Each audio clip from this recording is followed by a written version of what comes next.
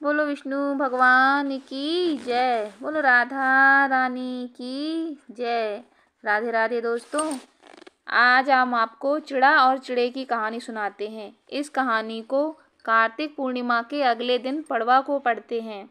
आटे के चिड़ा और चिड़ी बनाकर घर के बीचों बीच रखते हैं और वस्त्र पहनाते हैं। चावल से घर के आटे का आकार बनाते हैं, उसमें सारे कमरे बनाते हैं और घर के सभी कमरों का सामान रखते हैं। चिड़ा और चिड़ी को खील, बताशे व लड्डू का भोग लगाते हैं। इस दिन खिचड़ी बनाते हैं और घी और आम का अचार रखकर ठाकुर जी को भोग लगाकर खुद भी खिचड़ी प्रसाद लेते हैं। सूखी खिचड़ी मंदिर में भी दान देते हैं। अब हम आपको चिड़ा और चिड़े की कहानी सुनाते हैं, जो इस प्रकार से है। 4 चिड़ियाँ थीं, चारों कार्तिक नहाती थीं। आई पड़वा, चारों ने सोचा चलो खिचड़ी बनाएं। एक चिड़िया चावल ले आई, एक चिड़िया दाल ले आई, एक चिड़िया घी ले आई। सबने मिलकर खिचड़ी बनाई। दूसरी चिड़िया, सबने पहले सोचा कि नहाकर आते हैं फिर खाते हैं। पहले एक चिड़िया नहाकर आई, बाकी नहीं आई। उसे भूख लगी थी सो उसने खिचड़ी की भाप खा ली। दूसरी चिड़िया आई तो उसे भी भूख लगी थी, उसने खिचड़ी का पानी पी लिया। तीसरी ने खिचड़ी खा ली तो चौथी ने खिचड़ी की खुरचन खा ली। खाने के बाद चारों मर गईं। जिस चिड़िया ने भाप खाई थी वह राजा के घर राजकुमारी के रूप में पैदा हुई। जिस चिड़िया ने खिचड़ी का पानी पिया था वह कुम्हार के घर पैदा हुई। जिसने खिचड़ी खाई वह ब्राह्मण के घर जन्म लेती है और जिसने खुरचन खाई वह हथनी के रूप में जन्म लेती है। कुम्हार की लड़की राजा के यहाँ दासी बन गई। ब्राह्मण की लड़की राजकुमारी की सहेली बनी। हथनी भी राजा के यहाँ आ गई। राजकुमारी बनी चिड़िया को पिछले जन्म की सारी बातें याद थी। राजकुमारी का विवाह हुआ तो उसने राजा से कहा कि मैं अपने साथ इन दासी और अपनी सहेली को भी ससुराल ले जाऊंगी। तो राजा ने कहा ठीक है, ले जाना। राजकुमारी फिर भी नहीं गई तो राजा ने पूछा, तब उसने कहा कि मेरे साथ इस हथनी को भी भेज दो।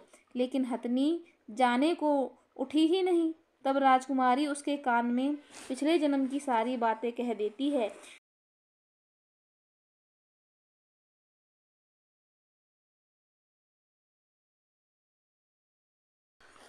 जिसे सुनकर हथनी अब उठ जाती है। राजा यह सब देख रहा था। उसने तलवार निकालकर राजकुमारी से कहा कि सच बता, तू कौन है, नहीं तो मैं तेरा सिर काट दूंगा। राजकुमारी ने राजा को सभी बातें सच बता दी। पिछले जन्म की सभी बातें सुनकर राजा बोला कि यदि कार्तिक स्नान का इतना महत्व है तब हम भी जोड़े से कार्तिक नहाकर दान पुण्य करेंगे। कार्तिक स्नान की एक अन्य कथा इस प्रकार है। एक समय की बात है, किसी नगर में एक बूढ़ा व्यक्ति रहता था और उसकी 7 बहुएं थीं। एक बार कार्तिक का महीना आया और उसने अपनी बहुओं से कहा कि मैं कार्तिक स्नान करूंगा, क्या तुम इसे निभा दोगी? 7 में से 6 बहुओं ने मना कर दिया, लेकिन बड़ी बहू ने कहा कि मैं निभा दूंगी। बूढ़ा हर रोज सुबह उठता और नदी पर स्नान कर घर आता। गीली धोती को वह बड़ी बहू के आंगन में सुखा देता। जैसे जैसे उस गीली धोती से पानी की बूंदें जमीन पर गिरती, वैसे ही वह हीरे मोतियों में बदल जाती। धोती से हीरे मोती गिरते देख बाकी 6 बहुओं से रहा न गया और वे बोली कि हम भी बूढ़े को अपने यहाँ नहाने को बोलते हैं। उन्होंने कहा कि पिताजी, आप कल से हमारे यहाँ कार्तिक नहा लेना। बूढ़े ने कहा ठीक है, मुझे तो नहाना ही है, मैं तुम्हारे यहाँ नहा लूँगा। बूढ़ा सुबह सवेरे स्नान करके आया तो धोती उसने दूसरी बहू के आंगन में सुखाने के लिए डाल दी, लेकिन यहाँ हीरे मोती की बजाय कीचड़ टपकने लगा। बहुओं ने यह देखा तो कहा, आप हमारे यहाँ पाप का स्नान कर रहे हैं, इसलिए यहाँ से जाओ और बड़ी बहू के यहाँ ही स्नान करो। बूढ़ा वापस बड़ी बहू के यहाँ आया और कार्तिक का स्नान करने लगा। स्नान करके उसने फिर धोती सुखाई तो फिर से हीरे मोती गिरने लगे। अब कार्तिक का महीना समाप्त होने को था। बूढ़ा चिंता में पड़ गया तो बड़ी बहू ने इसका कारण पूछा। उसने कहा कि कार्तिक स्नान समाप्त होने को है और मेरा मन है कि मैं सारे परिवार को एक दिन खाने का न्योता दूं। बड़ी बहू ने कहा कि पिताजी, इसमें चिंता की क्या बात है, आप सभी को बुला लें, मैं खाना बना दूंगी। बूढ़ा सभी को निमंत्रण देने गया तो बाकी बहुओं ने कहा कि जब तक यह घर पर रहेगी हम खाने पर नहीं आएंगे। बूढ़ा फिर से चिंता में घिर गया कि ऐसे कैसे होगा और सूखने लगा। बूढ़े को सूखते देख बड़ी बहू ने कहा कि पिताजी आपको क्या चिंता है। बूढ़े ने कहा 6 बहुओं वाली बात बड़ी बहू को बता दी, जिसे सुन वह बोली कि पिताजी ठीक है, मैं खाना बनाकर रख जाऊंगी। और उसने वैसा ही किया। खाना बनाकर रख दिया और अपने लिए 4 रोटी लेकर खेत पर चली गई।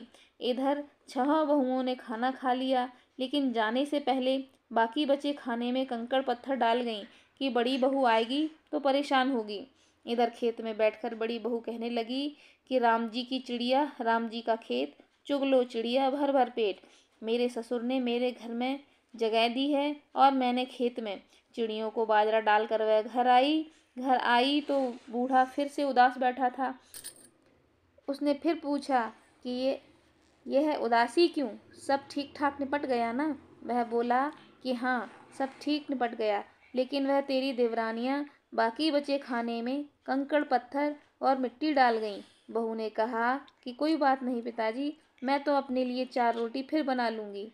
बहू बूढ़े से बात कर घर के भीतर जाकर खाने को देखती है, लेकिन वह देखती है कि जिस खाने में वह सब कंकड़ पत्थर डालती हैं वह हीरे मोती बदल गए हैं। घर की जगह महल खड़ा हो गया है और धन दौलत से भर गया है। अन्न के भंडार घर में भरे पड़े हैं। वह बूढ़े को बुलाकर कहती है कि पिताजी आपने तो कहा था कि मेरे लिए कुछ नहीं बचा है, लेकिन यहाँ तो हीरे मोतियों के भंडार हो गए हैं। पूरे घर में धन की वर्षा हो रही है। साधारण सा घर महल में बदल गया है। बूढ़ा सब चीज़ें देखकर बोला कि बेटी तुमने सच्चे मन से कार्तिक स्नान सच्चे मन से निभाया था, लेकिन बाकी बहुओं ने पापी मन से इसे निभाया, इसलिए कार्तिक देवता तुमसे प्रसन्न हुए हैं। हे कार्तिक देवता, जैसे आपने उस बहू की लाज रखी वैसी सबकी रखना। इन कथाओं के बाद लपसी तपसी की कथा आती है। कहते हैं कार्तिक व्रत के अंत में लपसी तपसी की कथा अवश्य सुननी चाहिए, जिससे कार्तिक व्रत में सुनी गई सारी कथाओं का फल अवश्य मिलता है। तो आइए सुनते हैं लपसी तपसी की कथा। एक लपसी था, एक तपसी था। तपसी तो भगवान की तपस्या करता था और लपसी 1.25 शेर की लपसी बनाकर उसका भोग लगाकर जीम लेता। एक दिन दोनों लड़ने लगे। लपसी बोला मैं बड़ा, तपसी बोला मैं बड़ा। इतने में नारद मुनि आए और बोले तुम क्यों लड़ रहे हो। तो लपसी ने कहा मैं बड़ा हूँ और तपसी ने कहा मैं बड़ा हूँ। तपसी बोला मैं सारे दिन भगवान की पूजा करता हूँ। यह सुनकर नारद जी ने कहा मैं तुम्हारा फैसला कल कर दूंगा। दूसरे दिन लपसी तपसी नहाकर आए तो नारद जी ने 1.25 करोड़ की अंगूठी उनके सामने फेंक दी। लपसी का ध्यान अंगूठी पर नहीं गया। तपसी तपस्या करने बैठा तो उसे अंगूठी दिखी और उसने अपने घुटने के नीचे दबा ली और तपस्या करने लगा। लपसी लापसी बनाकर उसका भोग भगवान को अर्पण करके जीवने बैठ गया। इतने में नारद जी आए, तब उनसे पूछा कि बड़ा कौन है। फिर तपसी ने कहा मैं बड़ा हूँ। नारद जी बोले तेरा घुटना उठा। उसके नीचे 1.25 करोड़ की अंगूठी निकली। तब नारद जी बोले कि ये अंगूठी तूने चुराई है, तूने मेरी तपस्या का फल नहीं मिलेगा। तब तपसी बोला हे नारद मुनि, मेरी तपस्या का दोष कैसे दूर होगा। नारद जी ने कहा रोटी बनाकर बांटे नहीं तो फल तुझे होगा।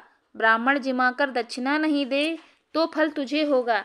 ब्राह्मण जिमाकर दक्षिणा नहीं दे तो फल तुझे होगा। साड़ी दे के ब्लाउज नहीं दिया तो फल तुझे होगा। दिया से दिया जलावे तो फल तुझे होगा। सब व्रत त्योहार की कहानी सुनने के बाद तेरी कहानी नहीं सुने तो फल तुझे होगा। तब से लपसी तपसी की कहानी सुनी जाती है। कहानी के सुनने के बाद ऐसे कहें लपसी को फल लपसी हो जियो, तपसी को फल तपसी हो जियो, माँ की कहानी कथा को फल माने हो जियो। इस तरह से ये थी लपसी तपसी की कहानी। कहते हैं कथाओं के पश्चात अगर लपसी तपसी की कथा ना सुने तो कथा का फल नहीं मिलता है। ये कथा का फल जैसा कि नारद जी ने बताया लपसी तपसी को चला जाता है। इसलिए लपसी तपसी की कथा अवश्य ही सुनें। अगर आपको ये कथा अच्छी लगी हो, हमारा वीडियो पसंद आया हो, तो प्लीज़ एक लाइक कर दीजिए और हमारे चैनल को सब्सक्राइब कर लीजिए, जिससे हम आगे भी आपके लिए इसी तरह की वीडियो लाते रहेंगे। धन्यवाद।